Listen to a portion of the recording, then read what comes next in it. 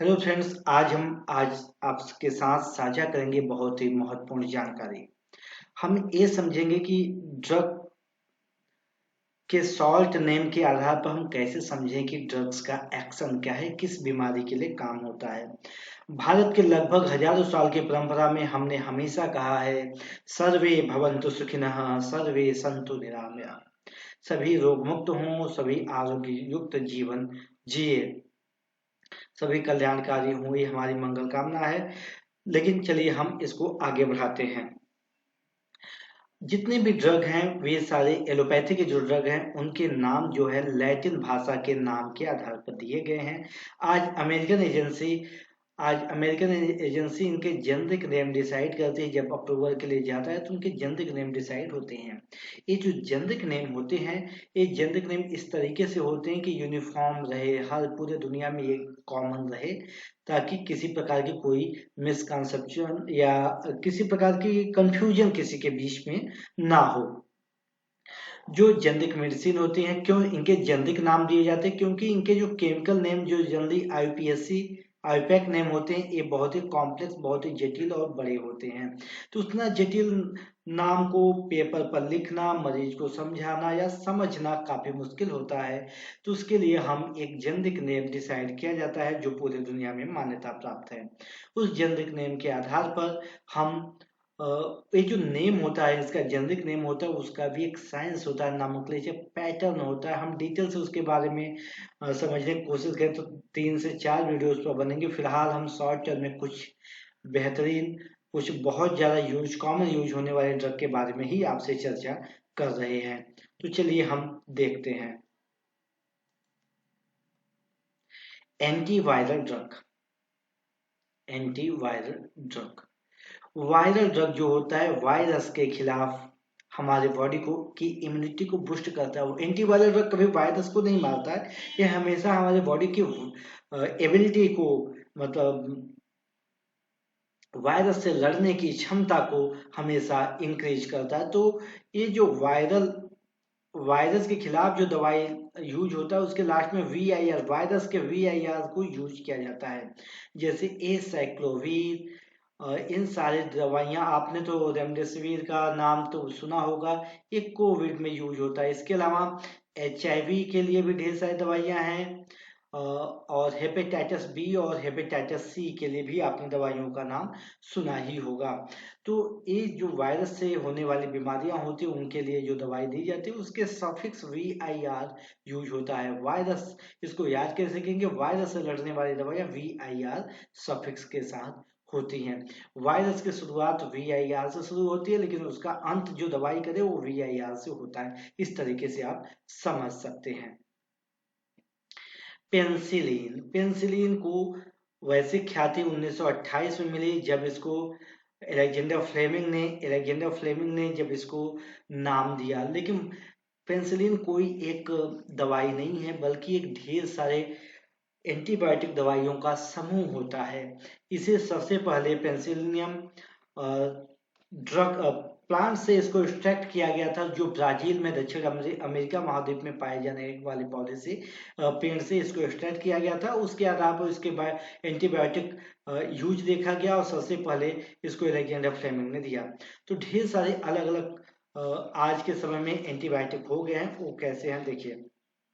Antibiotic की दो पहचान है, या शुरू में सेफ लगा होगा CEF, या तो लास्ट में सिलिन लगा होगा। यानी या जिसका प्रीफिक्स SCF से शुरू हो, प्रीफिक्स जिसका शुरुआत इससे हो, या सफिक्स जिसमें सिलिन हो, वे क्या होते हैं? वे एंटीबायोटिक, वे पेनिसिलिन होते हैं। यहाँ पे एग्जांपल्स हैं पेनिसिलिन, कार्बेनिसिलिन और ऑक्जासिलिन। कुछ एग्जांपल्स आपके साथ शेयर किए गए हैं। मोनोक्लिनिकल एंटीबॉडीज, देखिए मोनो का मतलब होता है सिंगल, अकेला। जैसे कि ज्यादातर लोग, अगर शायद मेरे व्यूअर्स ज्यादातर सिंगल लोग होते हैं। क्लिनिकल का मतलब यहाँ पर क्लोन से है, नकल करने से। और एंटीबॉडीज, एंटीबॉडीज जानते हैं।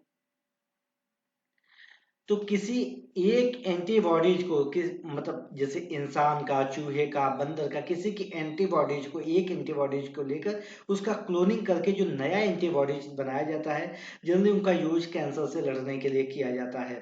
तो उनको हम क्या कहते हैं, मोनोक्लिनिकल एंटीबॉडीज कहते हैं। इंसानों के एंटीबॉडीज का जो क्लोनिंग करके बनाई जाती है, उनके लास्ट में क्या होता है, MAB होता है। क्या होता है, MAB। जैसे ट्रेस्टुजुमैब होता है, इपिलिमुमैब होता है, ये जितने हैं ये सारे इंसानों के एंटीबॉडी के एंटीबॉडीज से क्लोन करके बनाए गए हैं। वैसे इसी प्रकार से रैट, चूहे से, बंदर से और अलग अलग दूसरे जानवर के भी एंटीबॉडीज को का क्लोन करके उसका ट्रीटमेंट के लिए यूज किया जाता है। तो अभी जो स्क्रीन पर जितने भी आपको सारे आप दिखाई दे रहे हैं, ये सब इंसान के एंटीबॉडीज की क्लोनिंग करके बनाई गई है, जिनके लास्ट में MAB होता है। अब बहुत ही बेहतरीन आप यहाँ पर देख सकते हैं, ये स्टैटिन ड्रग है। इनका यूज किस लिए किया जाता है, इनका यूज क्लॉटिंग को रोकने के लिए किया जाता है। ये जितने भी ड्रग होते हैं स्टेटिन, ये क्या करते हैं, कार्डियोवास्कुलर डिजीज के, यानी CVD, कार्डियोवास्कुलर डिजीज के ट्रीटमेंट के लिए क्या इसका यूज किया जाता है। आसान भाषा में अगर आप समझे तो दिल के और धमनियों के, यानी कि हार्ट अटैक या वेंस के ब्लॉकेज में स्पेलिंग हो सकती है, कुछ गलत मिस्टेक हो सकती है। वेंस और हार्ट के में ब्लॉकेज को रोकने के लिए, यानी कि जो क्लॉटिंग होती है उसको रोकने के लिए इसका यूज किया जाता है। कुछ कॉमन है, जैसे एट्रोवा, सिमवा, रोजवा, फ्लुवास्टेटिन, ये कुछ कॉमन स्टेटिन है, यानी कि कार्डियोवास्कुलर ड्रग के रूप में इनका यूज किया जाता है। बहुत ही कॉमन एंटी गैस्ट्रिक ड्रग होते हैं, जो बॉडी में, हमारे शरीर में गैस्ट्रिक एसिड के को न्यूट्रलाइज करने के लिए इनका यूज किया जाता है। ये बहुत ही कॉमन है। इनके लास्ट में यानी जो सफिक्स होता है वो प्राजोल लगा होता है, जैसे ओमिप्राजोल, लेंसोप्राजोल, डेक्सलेंसोप्राजोल, इसोमेप्राजोल, पेंटाप्राजोल, ये तो बहुत ही कॉमन है। इलेप्राजोल, ये सारे प्राजोल जिसमें लगता है वो गैस की, एसिडिटी की दवाई होती है। ये इनका जेनरिक नेम है। हाँ, एक चीज और हम आपको बता दें, उसके कंपनी का नाम अलग अलग हो सकता है, लेकिन उसका जो सॉल्ट का कंपोजिशन होगा, जो सॉल्ट नेम देखेंगे, वो सॉल्ट नेम में एक कॉमन रहेगा। अब हम बात करेंगे एंटी एस्थेमेटिक ड्रग। उसमें AST या लुकास्ट यूज होता है। जनरली ये किसके लिए यूज होता है, एंटी एलर्जेटिक, एलर्जी के लिए यूज होता है, जैसे कि नाक बहना, छींक आना, स्वेलिंग होना, इन सब के लिए। और ये अस्थमा का प्राइमरी प्रिमिटिव पहचान होती है। तो अस्थमा के साथ साथ एलर्जी की प्रॉब्लम के लिए मोन्टेलुकास्ट बहुत ही कॉमन है। अगर आपके घर में या कोई रिलेटिव ऐसे होंगे अस्थमा के, तो शायद आप मोन्टेलुकास्ट का नाम भी सुने होंगे। इसके अलावा जेफ्सेलुकास्ट, ये दो बहुत ही कॉमन एंटी एस्थेमेटिक ड्रग हैं। इनके लास्ट में लुकास्ट या AST लगा होता है।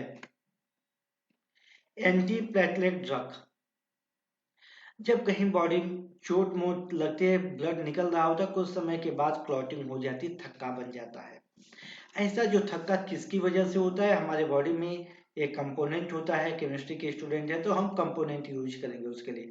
प्लेटलेट्स की वजह से ऐसा होता है। प्लेटलेट्स जाकर उसको प्रिवेंट करता है खून के बहाने को, क्योंकि वो क्लॉटिंग यानी थक्का बना लेता है।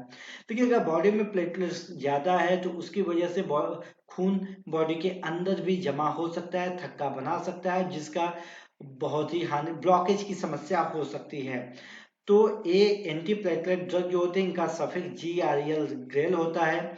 ये हमारे बॉडी में ब्लड को थीन करते हैं, जिसकी वजह से क्या होता है, हार्मफुल ब्लड क्लॉट को रोका जाता है। इसके एग्जाम्पल है क्लोपिडोग्रेल और टिकाग्रेल, इसके जो दो एग्जाम्पल्स हैं, इसको आसानी से आप देख सकते हैं। अगर आयुर्वेदिक की बात करें तो हमारे ब्लड जो होता है बेसिक होता है, उसका pH 7 से ऊपर होता है, और हमारे खान पान में एसिड कंपोनेंट बहुत ज़्यादा होते हैं, हो गए हैं आजकल के जो खान पान है। इसकी वजह से एसिड पे न्यूट्रलाइजेशन, सॉल्ट फॉर्मेशन होता है। तो हमें बेसिक जो नेचुरल प्रोडक्ट हैं, जैसे मेथी हो गया, पान हो गया, और नींबू भी बॉडी में जाने के बाद वैसे स्टिक होते, बॉडी में मेटाबॉलिज्म के बाद बेसिक कंपोनेंट जनरेट करते। इन सबको बहुतायत यूज, आंवला हो गया, इन सबको हमें बहुतायत यूज करना चाहिए। एंटी हाइपरटेंसिव ड्रग, प्रिल, सार्टन, जोजीन या ओजीन, लोल, डिपिल और आइड, ये सफिक्स जिस ड्रग में होते हैं उनको हम हाइपरटेंसिव ड्रग को, हाइपरटेंसिव को रोकने के लिए, यानी कि हाई ब्लड प्रेशर को रोकने के लिए इनका यूज किया जाता है। जैसे एक मैंने एग्जांपल लिखा है, लोप्रोप्रिल, ये इसका यूज किया जाता है। ये ऐसी इनहिबिटर होता है। हम इसके बायोलॉजिकल फंक्शन के बारे में अलग से चर्चा करेंगे। एक एंटीबायोटिक्स होता है जिसमें क्विनोलोन होता है। क्विनोलोन क्या होता है? बेंजीन रिंग होता है। बेंजीन रिंग के बगल में नाइट्रोजन कंटेनिंग, इस प्रकार से अगर कोई ग्रुप है तो उसको क्विनोलोन कहते हैं। इसके डेरिवेटिव्स होते हैं जो एंटीबायोटिक की तरह काम करते हैं। ये बैक्टीरियल इन्फेक्शन को रोकने के काम आते हैं। इसमें लास्ट में जो सफिक्स होता है ऑक्जासिन होता है, जैसे ऑफ्लॉक्जासिन, लेओफ्लॉक्जासिन और मैग्जियोफ्लॉक्सासिन, ये इसके कुछ नाम हैं। हम अगर यहाँ पर एंटी कोगुलेंट यानी कि क्लॉटिंग को रोकने वाले एजेंट की बात करें, यानी ब्लड थिनिंग ड्रग की बात करें, तो इसमें जाबेन सफिक्स आता है। जैसे एवेक्जाबेन और रिवेरोक्जाबेन ये कॉमन होते हैं। इनका यूज किया जाता है ब्लड थिनिंग एजेंट के रूप में किया जाता है, जिसकी वजह से स्ट्रोक की समस्या से आसानी से निजात पाया जा सकता है। हाइपोटेंशन ड्रग सफिक्स क्या होते हैं? इसके लिए एफएल का यूज किया जाता है। जल्दी ये डिसफंक्शन की प्रॉब्लम होती है। अगर हम सीधा आसान शब्दों में बोलें तो शीघ्र प्रदान इन सब की समस्या जिनके लिए होती है उनके लिए भी इसका यूज किया जाता है। वियाग्रा जो होती है वो भी इसी कैटेगरी में आती है। इसके अलावा ये ब्लड प्रेशर को कम करने वाले ड्रग होते हैं और इनका भी बहुत कॉमन यूज तो नहीं करना चाहिए जब तक कि डॉक्टर आपको यूज करने के लिए ना बोले। ये भी कोरोनरी वैसोलिडेशन के लिए इनका यूज होता है। बिना डॉक्टर के प्रिस्क्रिप्शन के लिए इनका यूज नहीं करना है। इस बात का ध्यान रखना क्योंकि इसके बहुत ही हार्मफुल इफेक्ट हो सकते हैं।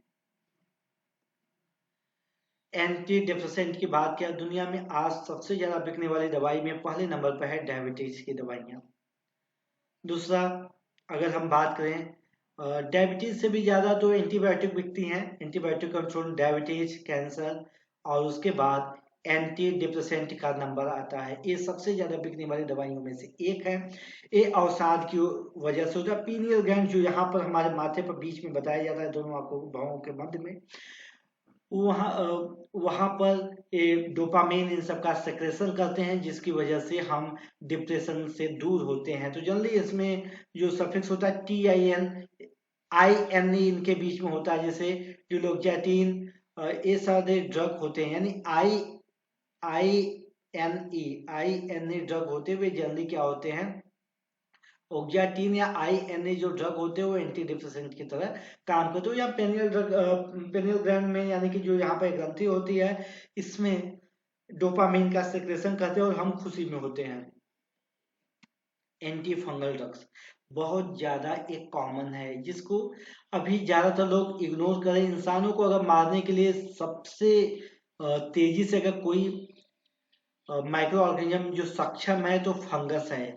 फंगस को हम बहुत ज्यादा इग्नोर करते हैं, लेकिन दुनिया की बहुत बड़ी आबादी, लगभग सारी आबादी फंगस के चपेट में आने वाली है। ऐसा मैं नहीं कर रहा हूँ, ढेर सारा रिपोर्ट के बेस पर जो मैंने पढ़ा उसके आधार पर मैं बोल रहा हूँ। तो इसमें एजा ग्रुप यानी नाइट्रोजन कंटेनिंग ग्रुप होते हैं। कुछ फंगस के कंपाउंड होते हैं वो सल्फर कंटेनिंग ग्रुप होते हैं, उसमें होते हैं।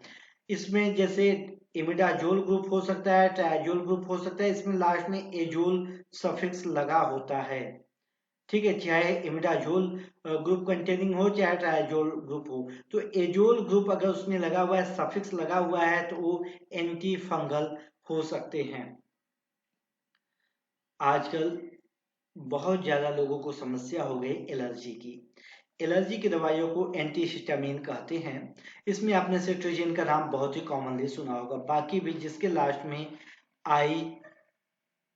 INE लगा हो, अब INE लगा हो, उसमें INE जिसके लास्ट में लगा हो, जैसे MINE, वो भी एलर्जी का हो गया। ZINE एलर्जी का हो गया। TINE एलर्जी का हो गया। DINE एलर्जी का हो गया। MIN का मैंने बताया। तो जितने भी INE लास्ट में जिनके होते हैं वे एंटी एलर्जेटिक ड्रग होते हैं। एंटी कैंसर, ये जो आपको यहाँ पर ज्योमेट्री दिखाई दे रही होगी, पिक्चर दिखाई, बड़ी बहुत खूबसूरत है। लेकिन जितनी भी खूबसूरत होती हैं, चाहे शराब हो, चाहे शबाब हो, चाहे कोई चित्र हो, चाहे घूमने की जगह हो, चाहे खाने पीने वाली चीजें हो, सब का अंजाम बहुत बुरा होता है। हर खूबसूरत चीज बहुत ही खतरनाक होती है। ठीक यहाँ भी ऐसा है। एक कैंसर डिफेक्टेड सेल है।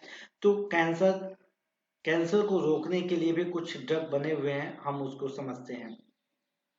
जल्दी इनके लास्ट में NIB होता है, जैसे इब्रोटेनिब, पैजोपेनिब, इरलोटेनिब, सोराफेनिब, ट्रेमेटेनिब और इमाटिनिब, ये सारे ड्रग होते हैं। जनरली जो कैंसर के ड्रग होते हैं बहुत ही महंगे होते हैं।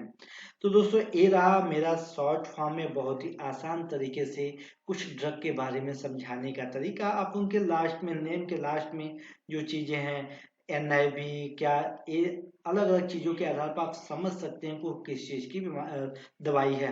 ध्यान देना, कंपनी नेम कुछ भी हो सकता है, लेकिन उसका जो सॉल्ट का नेम है, उसका जो कंपोजिशन का नेम है, इसके आधार पर आपको समझना है एक किस चीज का दवा है। तो दोस्तों, हम किसी, अगर आप लोगों को अच्छा लगा तो आप जरूर कमेंट करके बताइएगा। हम, अगर आपका मोटिवेशन मिला तो हम इसके मेटाबॉलिज्म के बारे में, इसको बायोकेमिकल एक्शन के बारे में भी एक चर्चा आपके साथ जरूर करेंगे।